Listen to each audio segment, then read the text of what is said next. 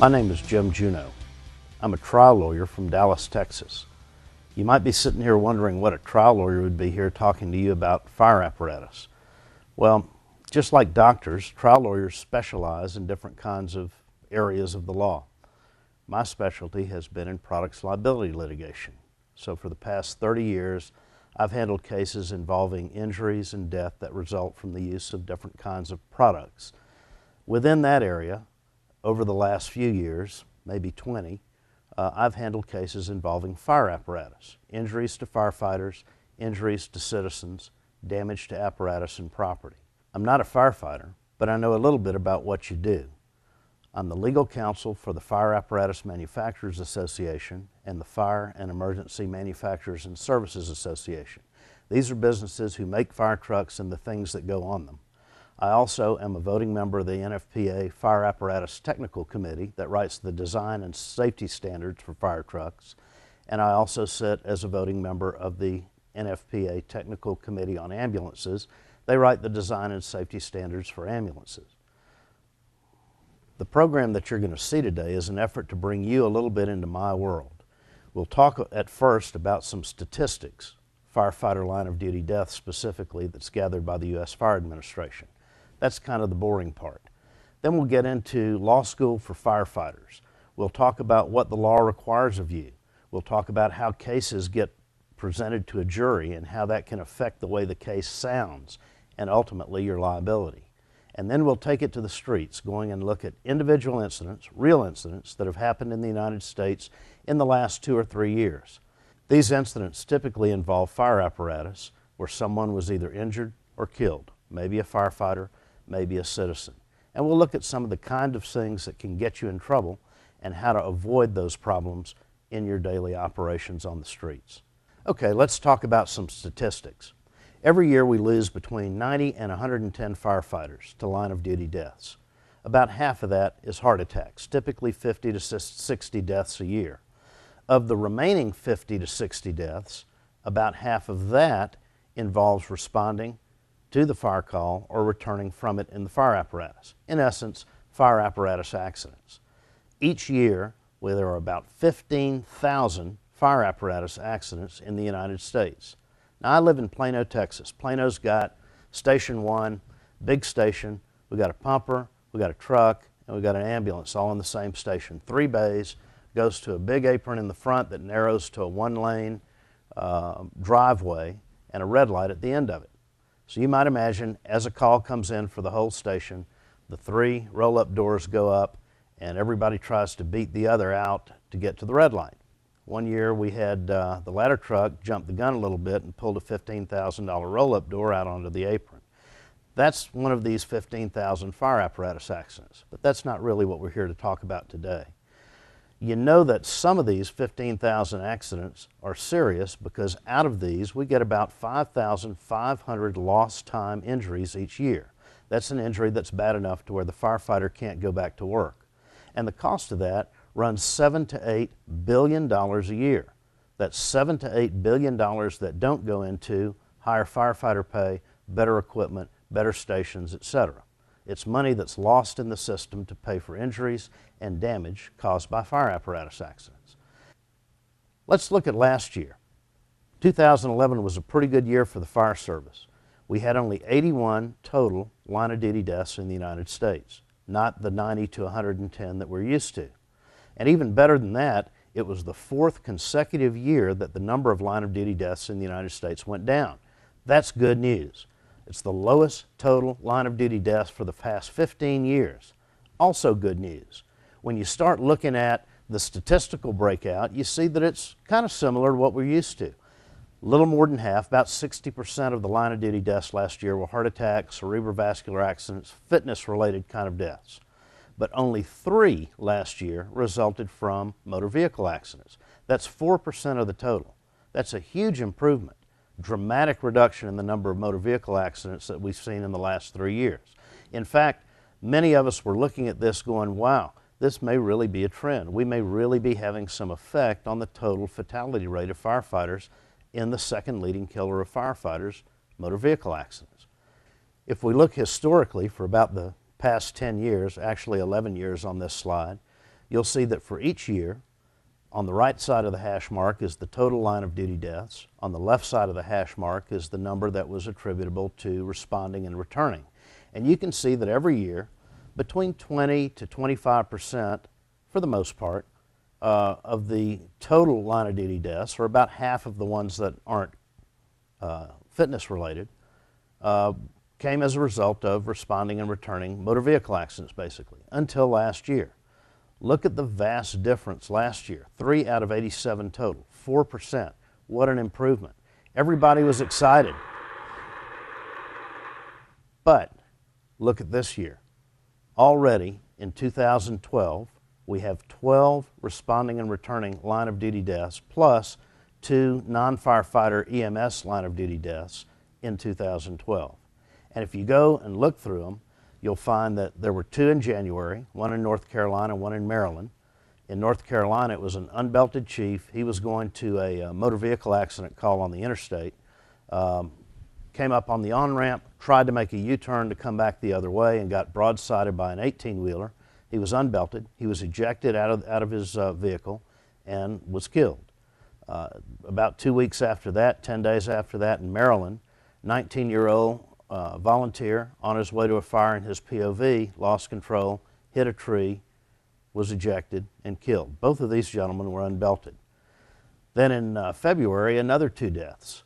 First in Pennsylvania, the chief was ejected and killed in a head-on collision, and the assistant chief, who was also in the vehicle with him, also unbelted, also critically injured. Then 10 days after that in Virginia, 21-year-old firefighter was riding on the tailboard during a tanker shuttle operation. This was a situation where one of the tankers that came before him had dumped some water out on the roadway. This gentleman got up on the tailboard, the driver pulled out, lost control in the water, slid on the ice, ejected the firefighter from the tailboard, and he was killed. Also very sad in this accident, the driver of that truck was the firefighter's father. Apparently they had, the water that had been dumped on the road by the other tanker had frozen, and then when this tanker pulled away from the water source, he lost control. Then again in February, about 10 days after that, in Indiana, an engine ran off the road, hit a utility pole, and a 19-year-old firefighter was killed from head trauma when he was ejected from the vehicle, having been unbelted. Then in April, in West Virginia, a head-on collision with a coal truck claimed the life of a 51-year-old firefighter EMT who was unbelted and got ejected from the vehicle at the time of impact. Then back in June in Pennsylvania, in Mount Union, an EMS unit coming back to quarters after a patient transport went off the road, hit a dirt embankment, flipped onto the side, and a 22-year-old paramedic was thrown out because he was unbelted, ejected, and killed. Again in June, about 5 days after that in Arizona, this is a Bureau of Indian Affairs brush truck on their way to a brush fire. They were still on the paved road. They weren't actually working the fire yet. Lost control, overturned the truck. An unbelted 31-year-old firefighter was ejected and killed in that accident. Then in July in Virginia, this was a volunteer engine going to a motor vehicle accident, lost control, went into the trees. A 30-year-old unbelted firefighter in that accident was ejected and killed, and criminal charges were filed against the driver of the fire apparatus because allowing a firefighter to run unbelted was against department policy and was against the law of Virginia. Then in September, in Delaware, a 17-year-old belted firefighter going to a brush fire at high speed in his own vehicle, lost control in a curve, struck a utility pole, rolled over, and was dead at the scene. That was the first line of duty death in this department's 69-year history. And then just recently, last week, in Fort Wayne, Indiana, a firefighter lost control of a tanker truck while making a right turn in response to a brush fire call. This was a 26-year-old firefighter who was ejected, thrown forward of the rolling vehicle, and then the truck rolled onto him, crushed him, and killed him. And then in addition to all of that, back in July in Montreal, doesn't count in the American line of duty deaths, but there's something to be learned from this. Firefighter was behind his own engine at a kitchen fire call, supposedly the spotter behind the engine. But the driver lost control of the firefighter, continued to back the engine up, rolled over the firefighter, and a 38-year-old gentleman was crushed and killed under the pumper's rear dual tires. One thing you can see from these 12 examples of line-of-duty deaths in 2012 is that in 10 of the 12, the firefighter who was killed was unbelted. In most of them, ejected from the vehicle, and then the vehicle crushed him. Fire apparatus, particularly the custom engines and custom trucks, they're incredibly stiff. The cab is made to provide for occupant survival space under the roof. As long as you're belted in the seat, you get the benefit of that occupant survival space. If you become ejected from the vehicle, your chances of dying in that accident go up by a multiple of 5 times. 10 out of 12 this year so far, and we're not over with this year, but 10 out of 12 involved unbelted firefighters. All of them lost their lives. That's a shame. Okay, with that statistical background, let's do what I call law school for firefighters. Law school for firefighters is going to take about 15-20 minutes, and believe me, it'll tell you pretty much everything you need to know to kind of compare your world with mine. We'll start talking about the law. The law is different from state to state, but for the most part, for the issues we're talking about, it pretty much carries across state boundaries. After that, we'll talk about the standard of care. In other words, what does the law require of you in terms of how you do your job in order to stay on the right side of the law, not the wrong side of the law. And then we'll take it to the streets. We'll look at individual incidents, and we'll apply what we learn in firefighter law school to what happens on the streets. All right? First, the law. Number one, and this is the basic rule of everything you do for the rest of your life, both in the fire service and out. You are always, always personally responsible for your own conduct. What does that mean, personally responsible? It means you, the individual, get sued. It means that your bank account, your retirement, there's nothing about a retirement account that makes it judgment proof, your second home, your boat, whatever you have is subject to a judgment if you get found liable in a lawsuit. You are personally responsible for what you do yourself, okay? Second thing, you might be personally responsible for what other folks do. If you're an officer or you have a command position or you have some ability to control the behavior of others and you do that negligently, okay? So first, you're always responsible for what you do. Second, you might be personally responsible for what other people do if they're acting under your control. The third rule, the city or your fire department or your employer, they're responsible for everything that any employee does if he's acting in the course and scope of his duties of employment, okay? So if you're a firefighter and you do something as a firefighter, you're personally responsible for what you did. If you're in control of other people, you may be responsible for failing to control their behavior, and your employer is always responsible for everything that every firefighter who's acting in the course and scope of their duties does, okay? And all of those people, you, the supervisor, the fire department, can be held jointly and severally liable, meaning all of you are liable for the same harm. You'd be tried in the same case, in the same court, before the same jury and judge. Now, joint and several liability is a legal concept that basically says if a whole bunch of people are found liable for causing the same harm, then each individual can be held responsible for the entire loss. So, as we'll see in a few minutes, the jury might assign a percentage of responsibility to you as part of their verdict.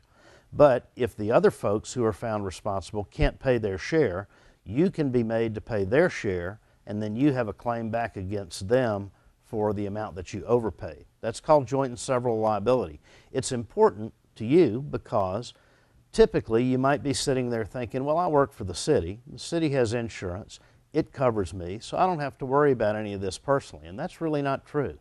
In most states, I know in Texas where I practice, and most other states, maybe even Washington, municipalities or municipal governments or governmental entities have a cap on how much liability they can be made to shoulder in any given accident. In Texas, it's $250,000. In most states, it's somewhere around that. You're never going to see a big number there because the whole idea is to keep the liability for municipalities down. So what does that mean?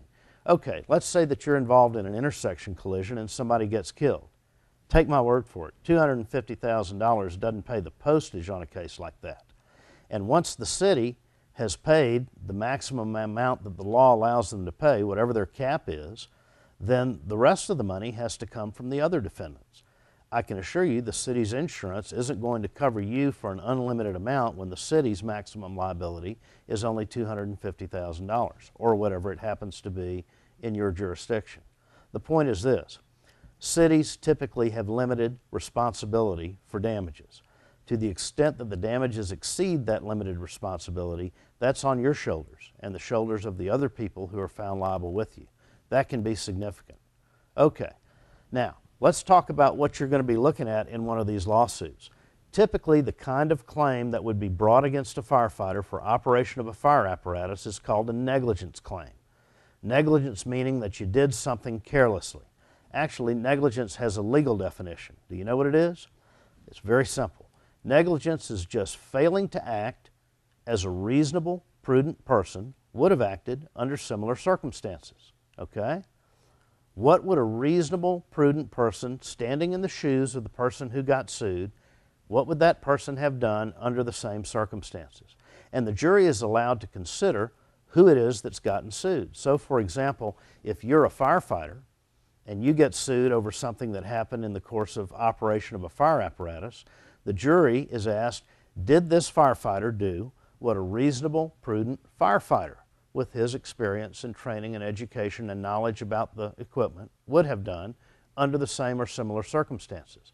If you're a driver, they look at what a reasonable, prudent firefighter driver would have done. If you're an officer, say a captain or a lieutenant, a company grade officer, they'd look at, did you do what a reasonable captain would have done under those circumstances? And the same is true for battalion chiefs and assistant chiefs all the way up the line. Did the person who's being sued act as a reasonably prudent person in their shoes would have acted under the same or similar circumstances? Okay, so you might wonder, who gets to decide if your conduct was reasonable?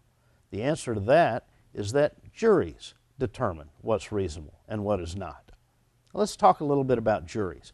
If any of you folks ever served on a jury, you know that to begin with, you don't just get put in the jury box. You get brought in a large group, you sit in the courtroom, the lawyers sit there and look at some papers and they ask you questions. And they're asking those questions to determine whether anybody on the jury walks in the room with any predetermined opinions or knowledge about what the case is about. Juries are drawn from the general population. They're regular folks.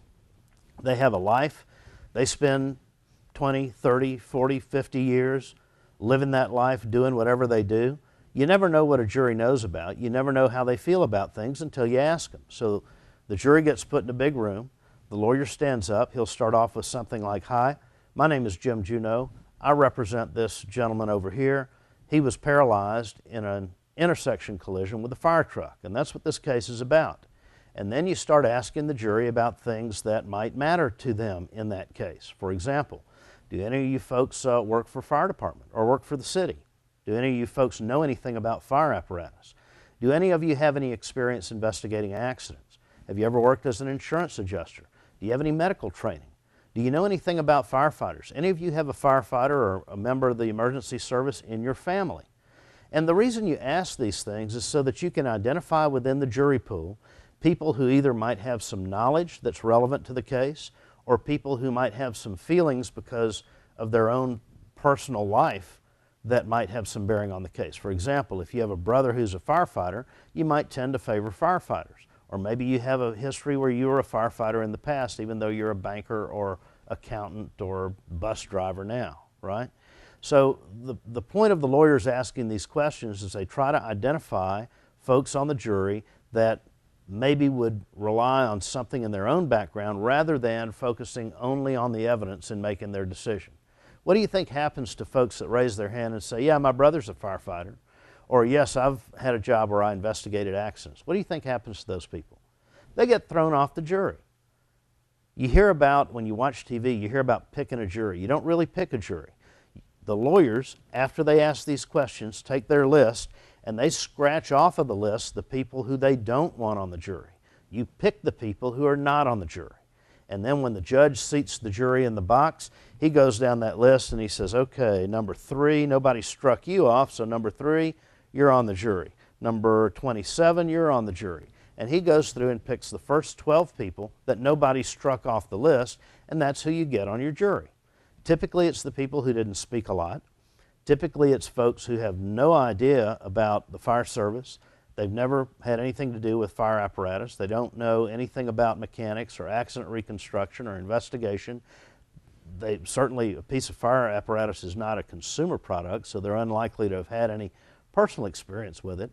And these are the folks who are going to determine whether you acted as a reasonable, prudent firefighter would have acted under the same or similar circumstances, okay? That kind of bothers folks a little bit. You know, why would you put these people who know nothing about what I do and then ask them whether I acted reasonably? Well, that's where the lawyer's job comes in. It's my job as the lawyer to teach the jury what is reasonable and what's not.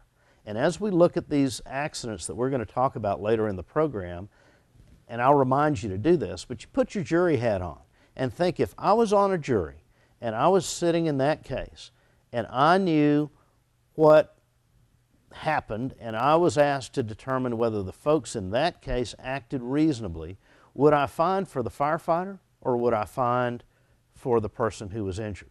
And the person who was injured may very well be a fellow firefighter, right? So we'll talk about that later on. But just remember, juries determine what's reasonable and what is not, and the jury that you get isn't going to come in there knowing anything about what you do. Now, what does a jury do? Well, you read newspaper reports about cases and you'll see, well, the jury found this and the jury found that. A lot of that is editorial stuff that the media puts in so that you can have some understanding what the case is about. Juries answer questions. The court gives them the jury charge, and it will have, in a negligence case, typically about 3 questions on it. The first question is what you see on the screen now. Do you find from a preponderance of the evidence that the negligence of any of the following people was a proximate cause of the occurrence in question? Answer yes or no, and then it'll list each of the people who got sued, including the victim who filed the suit, okay?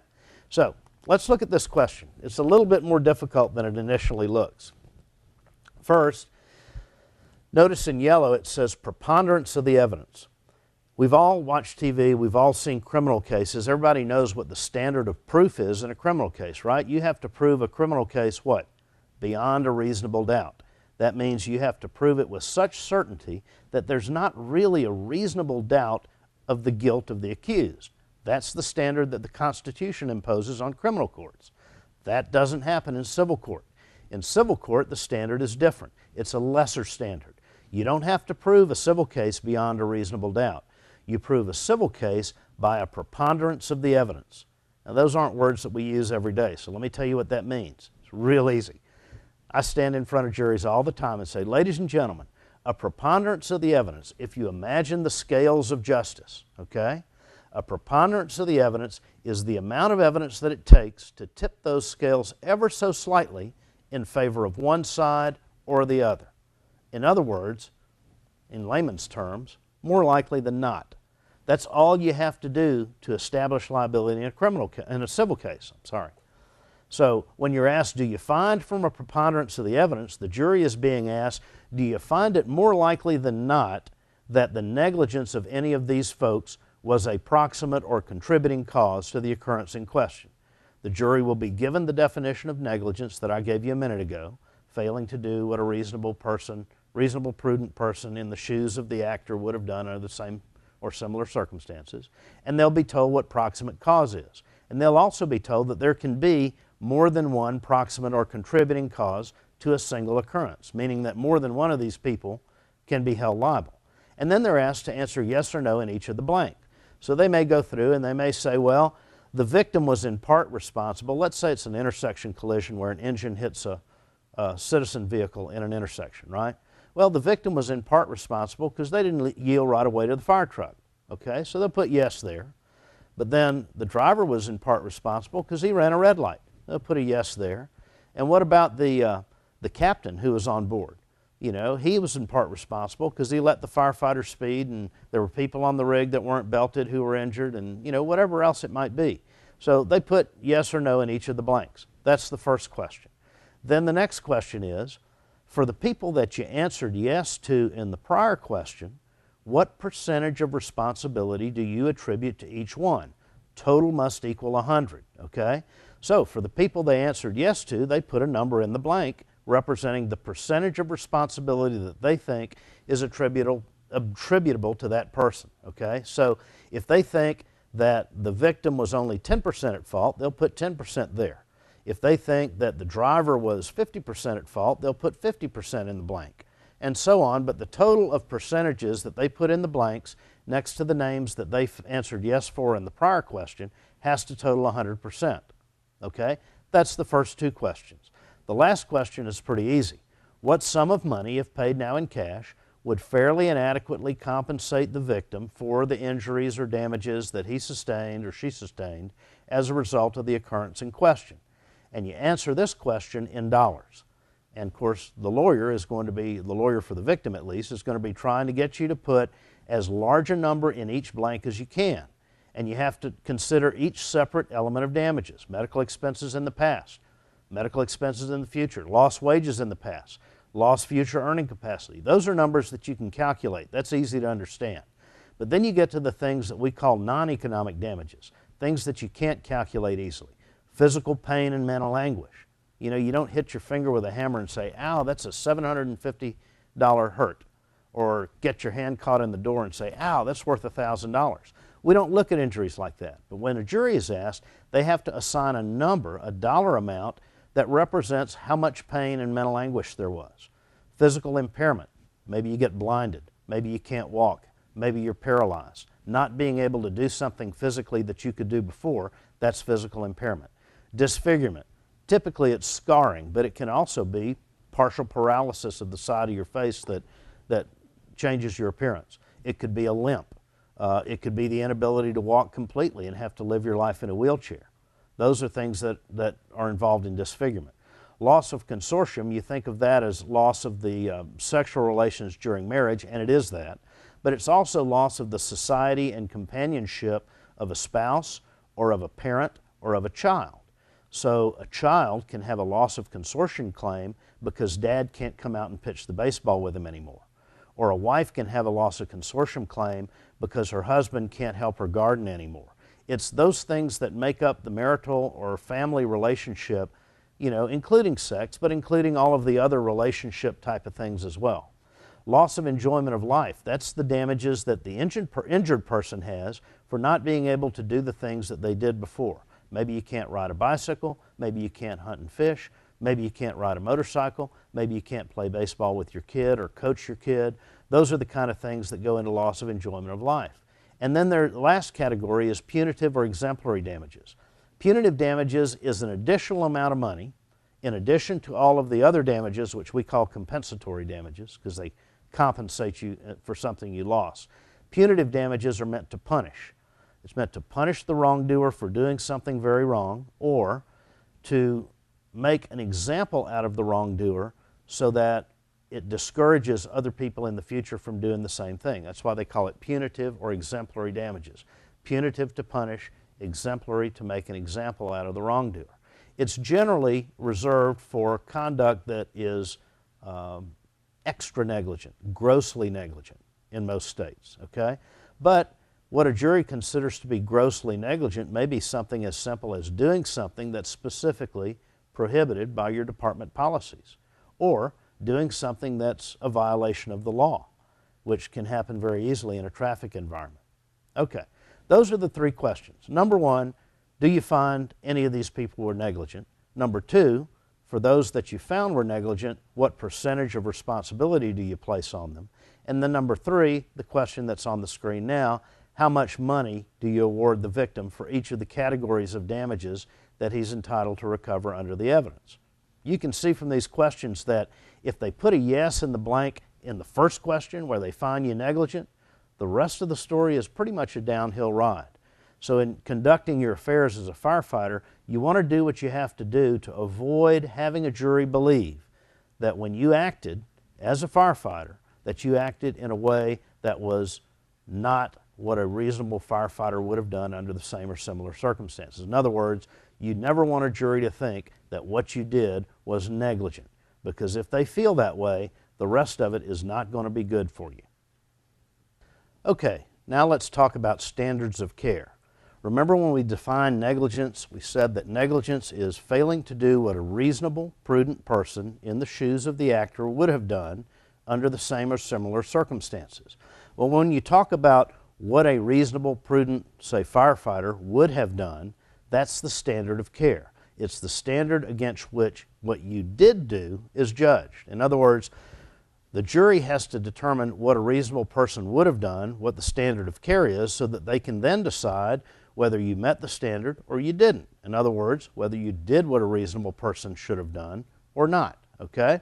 Standards of care. How does a jury know whether your conduct is reasonable?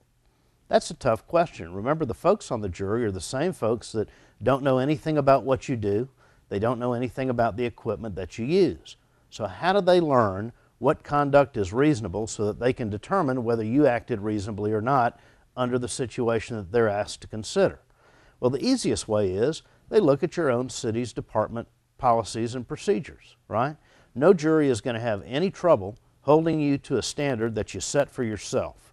And if the city's policies and procedures say that you ought to do things in a particular way, unless you've got an awfully good explanation for why you didn't do it that way, the jury is generally going to feel like that's the standard of care against which you should be judged, okay?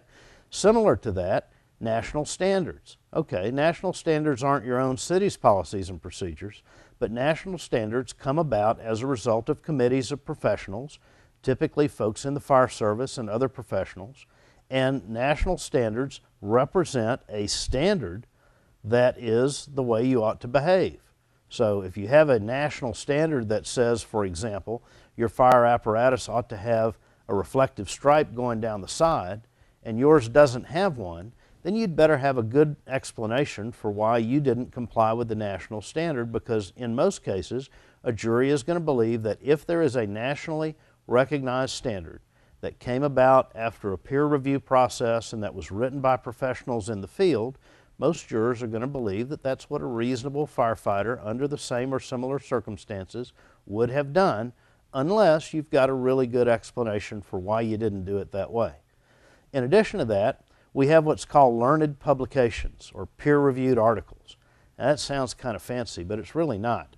A learned publication is simply any publication that professionals in a given field would typically rely upon in getting information about how to do their job.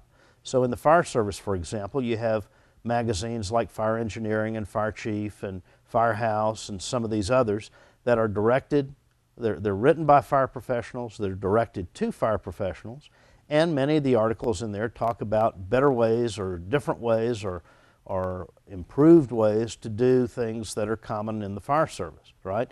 Those kind of publications and the people who write them, their opinions can be used to establish what a reasonable firefighter ought to do under a particular set of circumstances.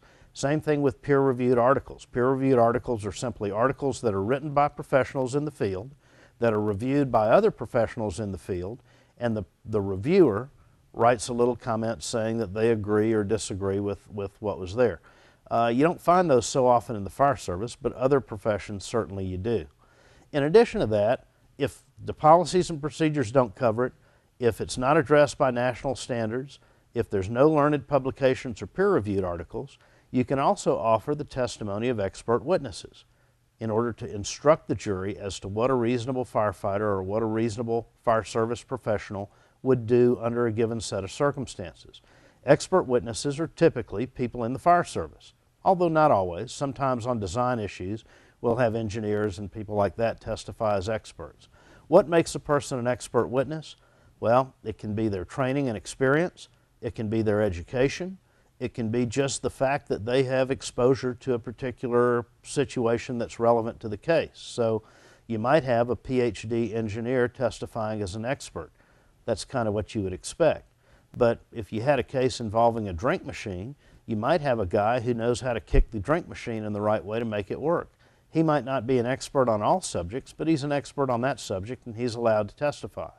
The significant thing about expert witnesses is expert witnesses can offer their own opinion in court, and the jury is entitled to consider their opinion as an expert in trying to determine whether the person who's being tried acted as a reasonable professional would have done under the same or similar circumstances, okay? So you got your own policies and procedures, you got national standards, you got publications and peer-reviewed articles, You got the testimony of expert witnesses. These are all tools that trial lawyers use in court to teach a jury what it is that you ought to be doing or how you ought to be doing your job so that they can compare what you did to what the standard would be. But there's another source of information that we haven't really talked about, and it's really the most important source of information in the courtroom in almost any case. Every member of that jury panel comes to the courthouse with a whole lifetime full of common sense. Sometimes they can just look at a situation and know by what happened that that's not the way things ought to go down. And a jury is totally entitled to consider their own common sense in making the determination as to whether you acted reasonably, okay? In fact, I would be willing to bet that as we go through the incidents that we're going to talk about in the latter half of this program, I bet you that for most of those incidents, you could make the decision if you're on a jury, even if you knew very little about the fire service, you could make that decision without any policies and procedures or standards or learned publications or expert witness testimony. For many of those cases, common sense tells you they shouldn't have been doing what they were doing, and what they were doing caused somebody to get hurt. And really, that's all a jury needs to have in order to find liability. So, there's standards of care. Remember that your own policies and procedures define the limits of your official discretion. You know, in the common law in the United States, the common law is the law that was brought to us from England many years ago. Municipalities and governmental entities typically are immune from suit. Now, in most jurisdictions, that immunity has a bunch of exceptions, and one of the exceptions is always that you can be liable for negligent operation of a motor vehicle, okay? But there are things that you as a public officer can't be sued for. And those things typically involve when you're acting in the course and scope of your duties as a public official and you're operating within your official discretion, right? What is your official discretion? Well, that's the fence within which you work.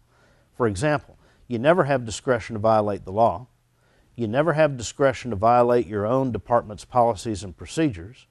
And your discretion can be limited in some other ways too. But if I'm driving let's say I'm driving a $300,000 Bentley down the street and I have an accident, and you decide you're going to cut the roof off of my car to extract me out of the driver's seat, you have discretion to make that decision, and I can't later sue you for destroying my $300,000 car. Same thing if you chop a hole in the roof of a house in order to ventilate. They can't come back and sue you because you have discretion to make those judgments as an official. But your own department's policies and procedures and the law is always going to limit your discretion. And once you get outside of your official discretion, any immunity that you might have under state law as a public official evaporates.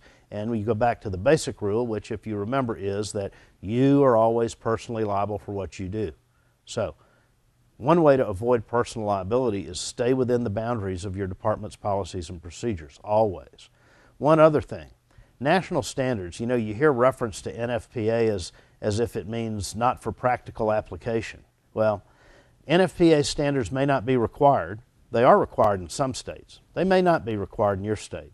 But it doesn't matter because in the jury, in the courthouse, where the jury is looking for some basis to compare your behavior to, national standards rule. And if you're doing something that's a violation of one of the national standards, ANSI standards, SAE standards, NFPA standards, or other national standards, then you better have a darn good explanation for why, because the jury is going to be looking at that as the baseline of what a reasonable person would do in the situation that's addressed by the standard. Okay, now let's talk about some real life things that'll get you in trouble now that you know a little bit about how the law judges your conduct. Things that get you in trouble, guaranteed, and we see this over and over again. Number one, we just talked about it, ignoring a recognized national standard. Could include in that ignoring your own department's policies and procedures, doing something that you know is outside. And that extends not just to written procedures, but the customary procedures that go on within your department. If it's something that within your department other folks are going to say, this is the way we're supposed to do things, and you didn't do it that way, you're going to be in trouble. Second thing, poor vehicle maintenance or inspection practices. In every station, you ought to be doing pre-shift checks. You ought to be documenting problems. You ought to be getting problems fixed when you see them. If that engine is leaving a puddle of oil on the floor, it's telling you something. Don't ignore that. It'll get you in trouble. Not using occupant restraints, which seat belts basically, and not restraining loose equipment in the cab. that'll get you in trouble because that gets people hurt pretty easily and there's really no justification for it. Busting a negative right-of-way intersection. How often have you done that in your career? You may get away with it 99 out of 100 times, but the one time that you don't and somebody gets hurt, it's going to get you in trouble. Excessive speed or crazy driving habits. Do you run code 3 to a dumpster fire, for example? If you're the second due engine on a car fire, are you still running it as if it's a big emergency? There's judgment that goes along with this job, and the law expects that you will exercise judgment. Every time you turn on the siren, every time you increase the speed, you increase the risk. If you do it without a good justification, it'll get you in trouble. Disrespecting railroad crossings, that kind of goes without saying. Normally, folks in a fire truck get the benefit of the size of the vehicle. We don't see a lot of firefighter deaths, at least not belted firefighters, resulting from intersection collisions. The downside of that generally goes to the citizen driver, not the firefighter. But the law of bigness, the advantage of size, is against you at a railroad crossing. And when a fire apparatus and a train tangle up, the fire apparatus almost always loses, and if you're driving that apparatus, that'll get you in trouble. Backing and maneuvering without spotters. We'll talk about some incidents where firefighters have lost their lives because they ended up behind a truck that was moving where the driver didn't know where they were. That'll get you in trouble. Intoxication on the job, that goes without saying, it'll get you in trouble. On the job or off the job, it often gets you in trouble, but on the job, getting in trouble is pretty much a sure thing.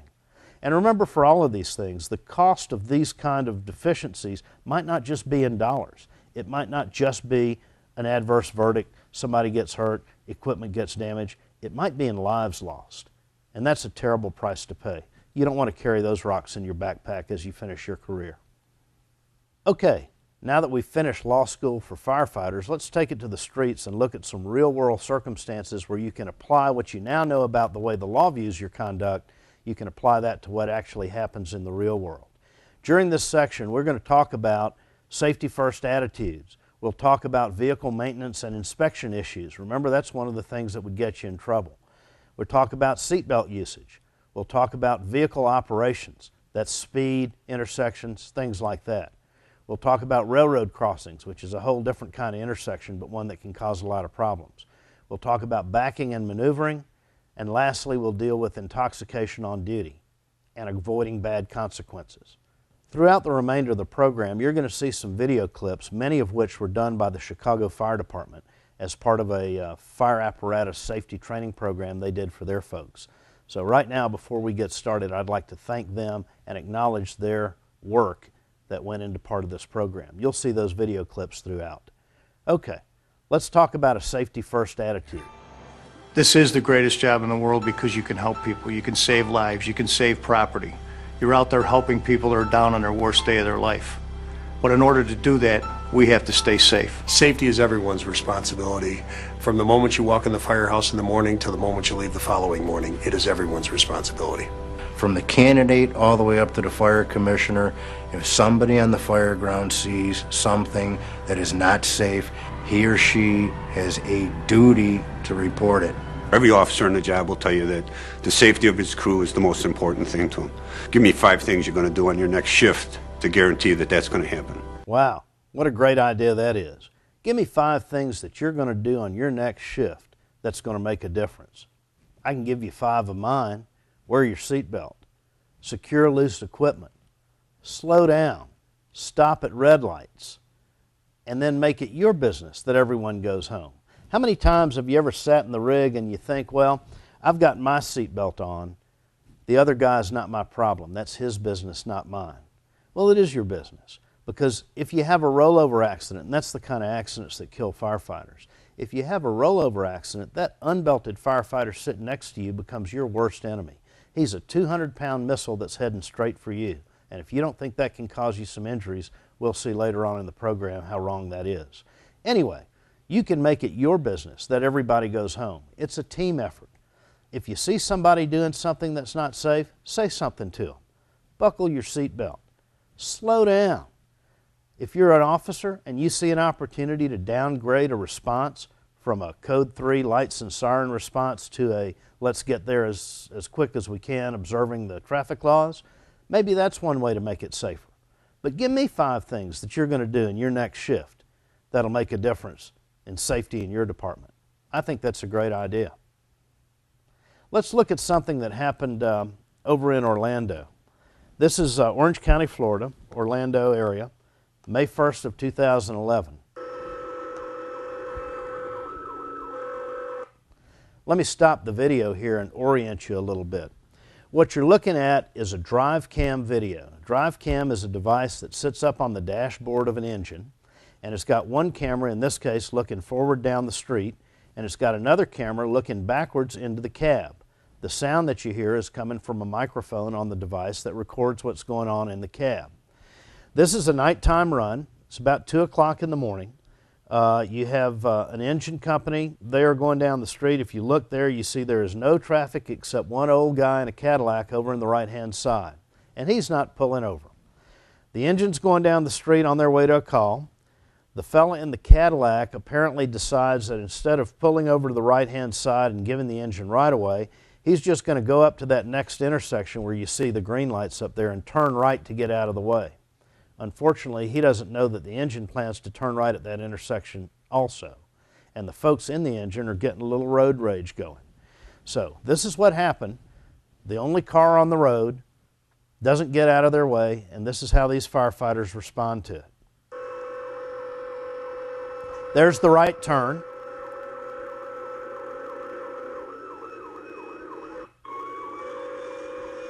For some reason, the camera switches to a different view, but you can see after the right turn, there's still no traffic on the road, and Mr. Driver in the Cadillac has now realized that the fire apparatus is still behind him, so he's going to pull over left into the turn lane. By this time, the 2 guys in the fire apparatus are kind of angry. Watch what the lieutenant does as this man pulls over to the left. Right there. Very professional. And then the driver, following his lieutenant's lead, decides that the easiest way to show this fella a lesson is to just run him off the road. So the driver's going to pull into the turn lane to push this guy off on the shoulder, and he's going to have to then struggle to get back into his lane by jumping the curb. Here that comes.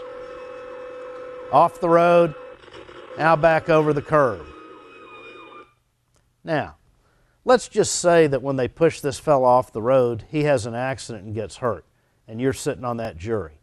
You apply the rules that we talked about in firefighter law school. Does it really take expert testimony to tell you that this is not the kind of thing that a reasonable, prudent firefighter would do if in the same or similar circumstances? In this case, the fire lieutenant was busted back down to firefighter because giving the guy the finger didn't really cause an injury. It just showed a bad attitude. The driver, however, for pushing the guy off the road was fired, and that's probably the way it ought to be. The situation is this, though. Remember I told you, you can just bring your common sense to the courtroom and you can see most of what you need to see. There's not another car on the road that makes these people push that man off the road other than pure road rage. That's unprofessional, and no jury's going to stand for it. It's all about attitude. Attitude. What you got in your head. Am I thinking safely? Am I thinking clearly? You know, a lot of times we get this big red truck thing going on where you got a call, you jump in, you think you have to run code 3 to everything. You really don't. You have judgment. You know that if it's a box alarm and there's already a unit there and the first 2 units reporting nothing showing, you can probably slow down and not put anybody at risk. There's a lot of experience in the room. I don't know where this is being shown, but I promise you there's lots of experience in the room where you're watching this. You think about it. How many times have you ever shown up on a call where an extra 15 or 20 or 30 seconds made the difference between life and death? It could happen. You could come up on a car fire and the fire's creeping into the passenger compartment and little kids are at the back glass scratching to get out, where you've got to come out and break that glass and drag them out. That could happen, but I'd be willing to bet that it's never happened to you. Intersection collisions where citizens get killed, those happen every day, and they're bad, and they'll get you in trouble for sure. Let's look at San Antonio. This happened back in November of 2010, so just about 2 years ago. This was a situation where Station 35 got a call, ladder and an engine. They're both going to the same call, and the witnesses say they believe the ladder and the engine were racing. You make your own judgment, but here's what happened. The ladder in the truck, leave the station. They go through a red light, run the red light, which is against department policy, and proceed under the interstate and then make a 90-degree right turn. The truck, running at about 35 miles an hour in the turn, rolls over and lands on the highway access road. Here's a video of it. Take a look. This is the intersection of Loop 410 and Culebra. At the top of your screen, two fire trucks turn under the overpass. One makes it, the other rolls over. The aftermath, firefighters rescuing their own, a ladder truck badly damaged, and witnesses who couldn't believe their eyes. Every member of that accident has been disciplined. Hood has seen the report on the accident showing the ladder truck did not stop where it should have, that seatbelts weren't used, and that it was excessive speed for the conditions. The report also showed the ladder truck did not brake. The throttle was held at full open and the speed was as high as 35 miles per hour. The conclusion, the accident was the result of excessive speed and poor judgment. Being the fire chief, sitting there looking at it, yeah, I think that it was reckless. That said, Hood is using this crash as a teaching moment, taking every firefighter to see the crushed Ladder 35 truck, a loss to the city of more than $800,000. We have made sure that those employees know that this can't go on anymore. For the Defenders, Brian Mylar, KSAT 12 News. Now, I don't know about you, but you show me an accident where you got the ladder truck 35 miles an hour, pedal all the way to the floor, never let up, no braking, no stopping at the light, everybody unbelted, and I'll show you a situation where if somebody gets hurt, a jury's not going to think that's very reasonable. In this case, unbelted firefighters got thrown around the cab. Some unsecured equipment in the cab went and landed on the youngest, the rookie firefighter who was in here. The investigation report found excessive speed, failure to stop at the red light, which is against department policy, 33 miles an hour during the turn for the ladder truck, no braking, throttle full open, and very poor judgment on the part of the crew. I think that's probably what a jury would find too. If somebody got hurt in this accident, when you put them in front of a jury, you put your jury hat on, and you say, okay, did this driver do what a reasonable driver would have done under the same or similar circumstances? You can bet that answer is not going to come out very good for him. Probably not very good for the officer either. Chief Hood, the chief in San Antonio, used to be in Phoenix. He was one of Alan Brunacini's deputy chiefs. Chief Hood was not amused by this at all, but he did see a training opportunity. First thing, he suspended the crew. The captain is in charge of that rig, captain of the ship if you want to call him that. The chief gave him 60 days off without pay. The driver, 45 days off without pay. Both of those guys, if I were in a courtroom arguing in terms of this being an injury-causing accident, both of those guys had command and control of that rig. Both of them allowed firefighters to ride unbelted. Both of them allowed the fire apparatus to be operated in a reckless way. Too fast, busting red lights. Both of those guys would be on the hook big time. The senior firefighter got 5 days off without pay for his own non-use of a seatbelt. The rookie firefighter, the chief decided that he had followed his superior's lead. He'd only been on the rig about 10 days, and he was the fellow who got injured from the falling equipment. So the chief decided his injuries were punishment enough. But that wasn't the end of it. Additional driver training under NFPA 1451, the driver training standard, was ordered for all apparatus drivers in the department. In addition to that, seatbelt drills were required for all San Antonio Fire Department personnel. What's a seatbelt drill? Well, Denver Fire Department, if you look on the internet, it's too long for this program, but you look on YouTube, Denver Fire Department has a video about their seatbelt drill. Basically, it's kind of like what you learned in the academy with your SCBA. If you remember, by about the time you got out of the academy, you could put a blindfold on and get that SCBA on, tightened, secured, and ready to go in about 30 seconds. Same thing with the seatbelt. The Denver method for doing it involves pre-positioning the belts on the rig, then getting in and putting on the belts in a particular order using the big circle approach so that you can avoid entanglement. And then when you get to the scene, doing things in a reverse order. It's just a matter of muscle memory. You train people when they get on the rig how to put the seatbelt on along with the SCBA, along with the radio clip so that nothing gets tangled up. And then you train to do it every time the same way. Chief Hood put this training in effect in San Antonio. Other departments have it in place and it's a really good idea. In addition to that, Chief Hood had this ladder truck hauled out to the fire academy, and he required all 1,600 members of the fire department to go out there and look at it and see what happened and understand how dangerous it can be. One other thing that I would point out, notice the front windshield of this ladder truck. All of you have had some experience taking the windshield out of a passenger vehicle. You know that in a passenger vehicle, the windshield is bonded to the edge, to the body of the car on the outside, and it's got a piece of laminated plastic in the middle. This is basically a glass sandwich, 2 layers of glass with a piece of plastic in the middle.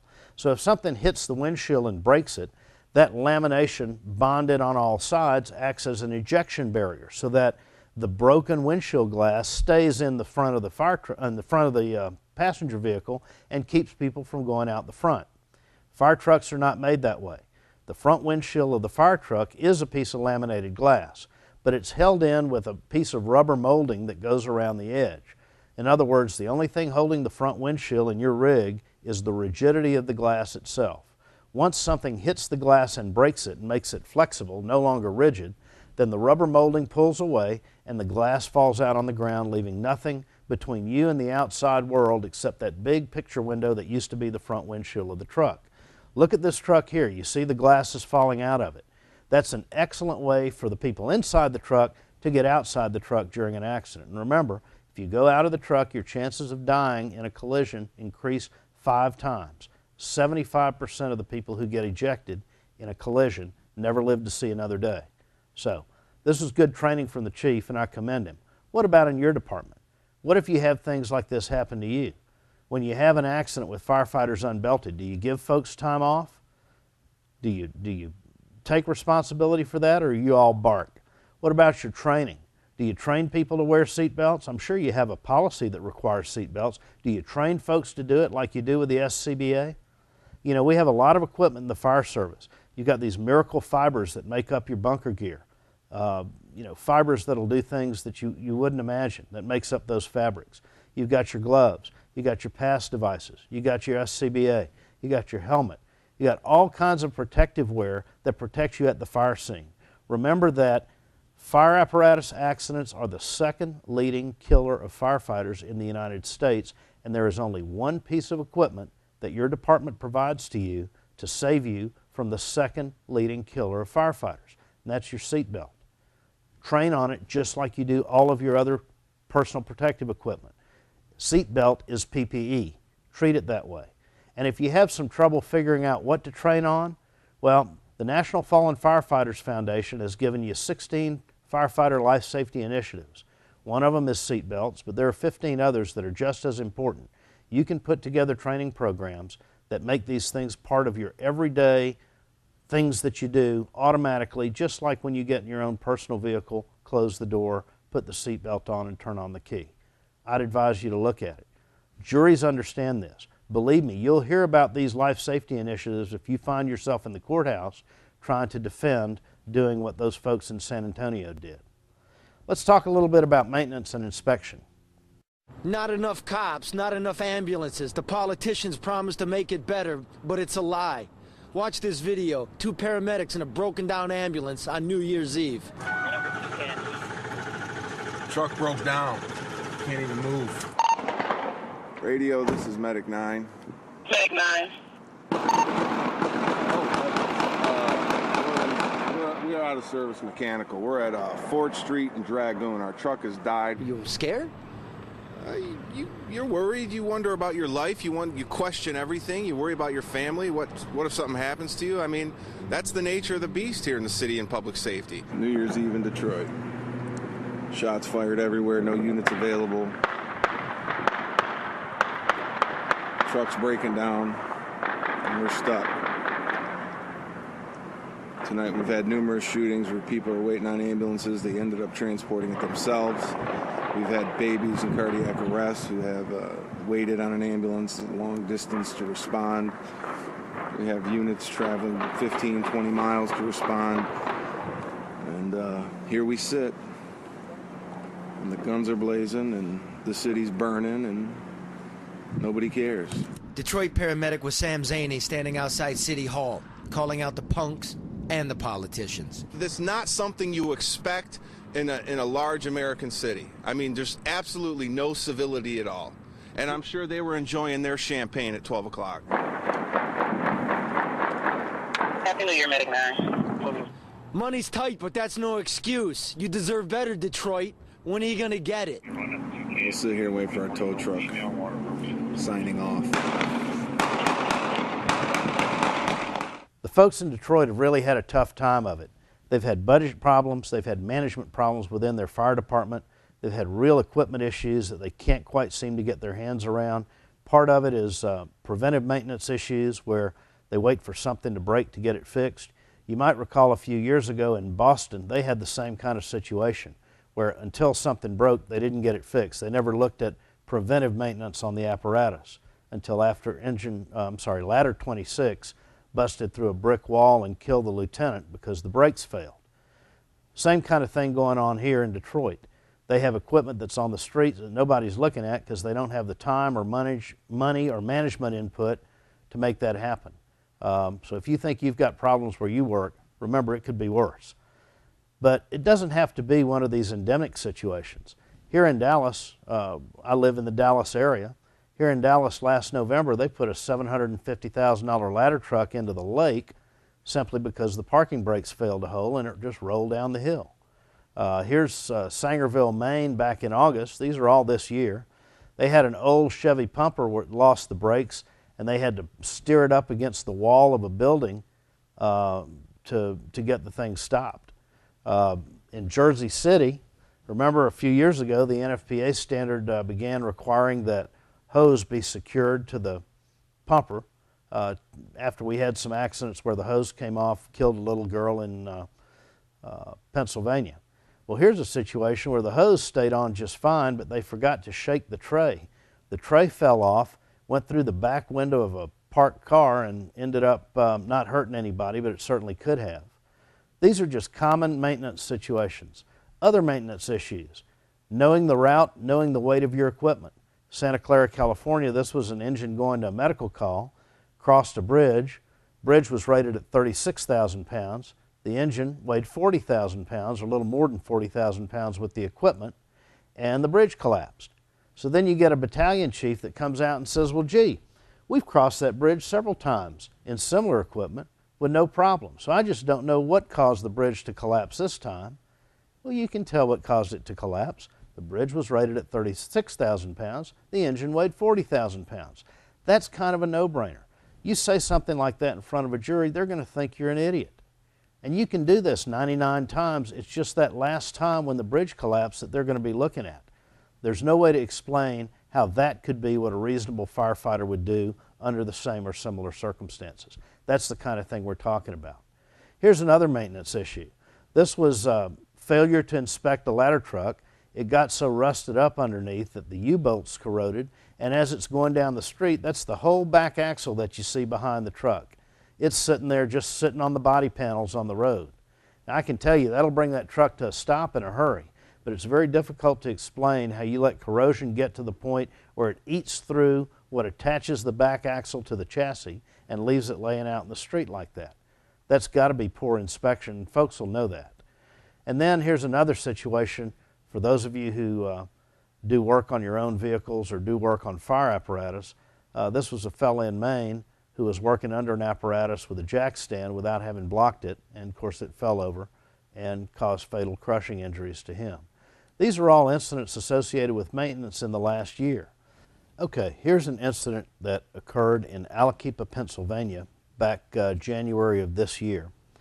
The department had a working fire that was in a building that's down at the end where you see these aerial ladders extended here. A building was fully involved. They had an old 1976 American LaFrance 100-foot aerial that they had extended to run a master stream onto the roof of the building. One of the firefighters, a captain, got injured in a slow fall collapse of the ladder. You can see the ladder laying on the road there. Remember that the NFPA standards changed in 1991 with the new tip load requirements. Currently, an aerial ladder has to have has to be able to withstand 250-pound tip load at full extension, 0 degrees elevation. Aerial platform, 750 pounds on the tip at full extension, 0 degrees elevation. This is an older truck than that. A lot of times we get accustomed to the new standards and we think that every truck will perform to them. This Alaquipa incident teaches us an important lesson. All of our equipment has some limitations that shouldn't be exceeded. In addition to that, never allow any safety system to be modified, bypassed, or ignored. Remember in the Alaquipa truck that LaFrance mechanical system that showed danger in 3 windows at the turntable. Had the operator paid attention to that, the collapse of that ladder could have been avoided. Now, as it turns out, the captain who was on the ladder was properly attached with the harness. It was a slow fail down to the ground. He had minor injuries, but he's going to be okay. But it could have been very different. Those are the kind of accidents that people get killed in. And if someone gets killed, you're going to be asked, did you do what a reasonable firefighter would have done? If the evidence is that you ignored those 3 red symbols in the window, it's very difficult to justify continuing to operate the aerial under those conditions. These photographs show you what some ingenious firefighter did to avoid having to wear the seatbelt and to keep the seatbelt alarm from sounding in the front of the cabin. You see he's wrapped the webbing around the flashlight and other equipment adjacent to the seat. You can't allow this to happen. If you find something like this in an engine that you're operating, fix it. Get it either to the shop or fix it yourself. But discover the deficiencies by looking at your engine and doing a thorough inspection. When you find something, document it, write it down, show that you found it, make recommendations on how it ought to be corrected, and send those recommendations upstream to the people in charge and downstream to the folks who are responsible for it. For example, I wouldn't let this go without mention to the firefighter that you can't be doing that with your seatbelt. Common sense tells you that. But remember, that's what juries bring to the courthouse. In a situation like this, if someone gets injured because this firefighter is unbelted, it's going to be very difficult to justify how this kind of arrangement of the seatbelt got past a reasonable inspection. If you have to get attitude adjustment from the firefighter, you can do that with training or in appropriate circumstances with discipline. It's important. Never allow this kind of thing to happen. You got to do periodic inspections. You got to do regularly scheduled preventive maintenance. Make sure all of the essential components, the safety components, brakes, hoses, belts, tires, are safe. If you find a problem, document it. Remember, if it's not written down, it didn't happen. And then, once you find the problem, pull the bad ones from service immediately. If you catch flack for that, document the need to pull it from service and send it to folks so that the people who ignore your recommendation look like idiots if something bad happens. And remember that the lives of other firefighters ride on your decision on these things. So don't take it lightly.